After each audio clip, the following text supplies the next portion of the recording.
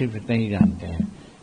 कितने मंत्री बन रहे हैं उसका नाम तो आ ही रहा है कि 35-36 मंत्री बनेंगे, उसमें 15-16 जब भाजपा के होंगे, 14-15 होंगे इनका जदयू के, और 3 होंगे लोजपा के, और एक होंगे हिंदुस्तानी अवाम मोर्चा सेकुलर के और आलोचना के। इतनी बातें लगभग समाचार पत्रों में या मीडिया में देखी जा रही है। ऑथेंटिक कुछ नहीं कहा गया है, हम लोगों से कोई बात नहीं हुई है। तो ये है, और आपके माध्यम से बिहार की जनता को बहुत बहुत धन्यवाद देते हैं कि लैंडस्लाइड विक्ट्री उन्होंने दी है, और इसके श्रेय प्रथमतः तो मैं प्रधानमंत्री को ही देता हूं। प्रधानमंत्री का एफर्ट्स, बिहार के प्रति उनके नजरिया, पूर्वोदय का उनकी कल्पना, जिसमें बिहार को भी उन्होंने माना है, और नीतीश कुमार उसको इम्प्लीमेंट किए बहुत ईमानदारी से। उन पर किसी प्रकार का दाग नहीं लगा, न परिवारवाद का न करप्शन का, और इफिशिएंटली उन्होंने काम किया। और महिलाओं के लिए, विद्यार्थियों के लिए, आशा के लिए, और दिव्यांगजनों के लिए, वृद्धों के लिए जो काम हुआ, इसका बहुत बड़ा असर पड़ा है। इतना असर पड़ा है कि महिलाएं तो इतना ज्यादा उग्र होकर के वोट की हैं कि अपने मर्द को भी उन्होंने नहीं समझा, अपने हस्बैंड को भी नहीं समझा।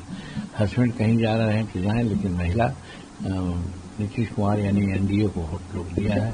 इसके चलते जो हम लोग सोचते थे उससे ज्यादा सफलता मिली। हम लोग तो 160, 70, 180 तक जाते थे, लेकिन 202 का मार्जिन आया है।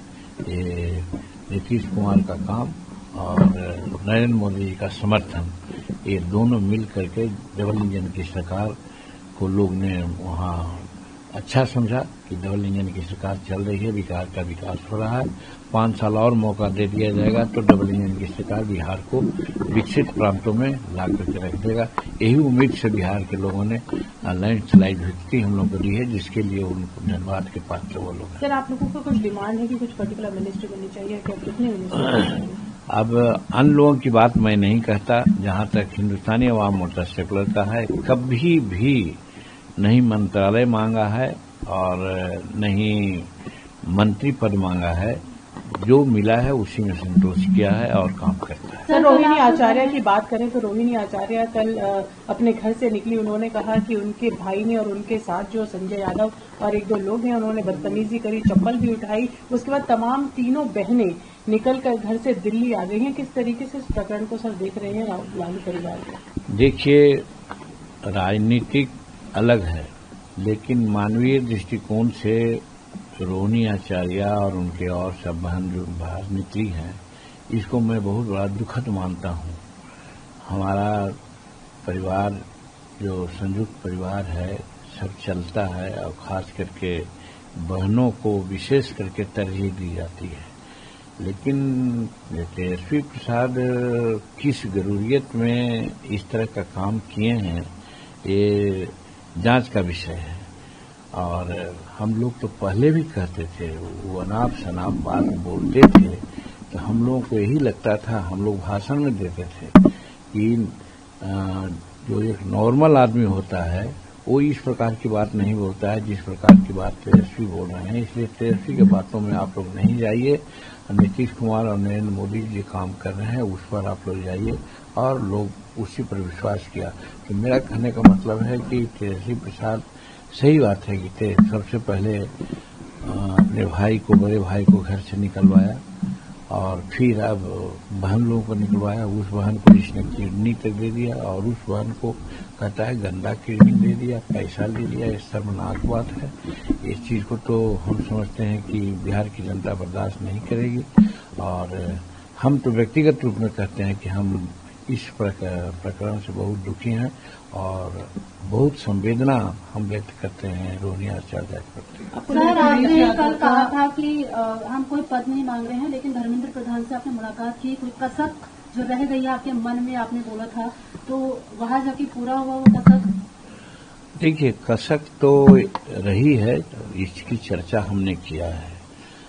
हम कोई एग्जॉर्बिटेंट बात नहीं करते थे, जैसा कुछ लोग बोलते थे। आज 10 वर्ष की पार्टी हमारी हो गई है। 2015 में गठन हुआ है और 2025 आज हो रहा है। अभी तक की स्थिति यही हुई है कि हम मान्यता प्राप्त पार्टी नहीं हो सके हैं, हम रजिस्टर्ड पार्टी हैं। इसमें कहीं कहीं हमको अपमानित होना पड़ता है। जैसे इलेक्शन कमीशन यहाँ से जाती है, वो पॉलिटिकल पार्टी को बुलाती है, तो पॉलिटिकल पार्टी में हम गिनती नहीं आते हैं, हम तो क्षेत्रीय पार्टी आ जाते हैं, तो वहाँ पर दुख होता है। फिर अब चुनाव हुआ, वोटर लिस्ट का बंटवारा हुआ, वोटर लिस्ट जो रजिस्टर्ड पार्टी होते हैं, मान्यता प्राप्त होते हैं, उनको मुफ्त दी जाती है, हमको नहीं मिला। तो हमको ऐसा लगा कि साहब हमको उतना सीट चाहिए, और उसका हम बहुत वैलिड ग्राउंड दिया था कि 2020 में आपने 7 सीट हमको दी थी, हम 4 सीट जीते थे, माने 60% से एवं मेरा स्कोरिंग रेट था। अगर आप 15 सीट देते हैं तो 4 दुनिया 8 सीट हम जीतेंगे, और 8 सीट सफिशिएंट है मान्यता प्राप्त होने के लिए। इसलिए हमने उनसे गुजारिश की थी, प्रार्थना की थी एनडीए के लोगों से, लेकिन उन लोगों ने नहीं सुना, कसक इसी बात की थी, और आज भी है। और आज बिहार की जनता के प्रति हम आभार व्यक्त करते हैं कि वोट परसेंटेज का जहां तक सवाल होता है, 99% भाजपा को है, और 98% के आसपास में मेरा है, माने भाजपा के बाद मेरा ही स्कोरिंग रेट है। तो जनता जो हमको चाह रही है, जनता, लेकिन सीट देने में लोग कंजूसी किए, और हम अनुशासित दल के रूप में बहुत प्रोटेस्ट नहीं किया। इसी का कसक है।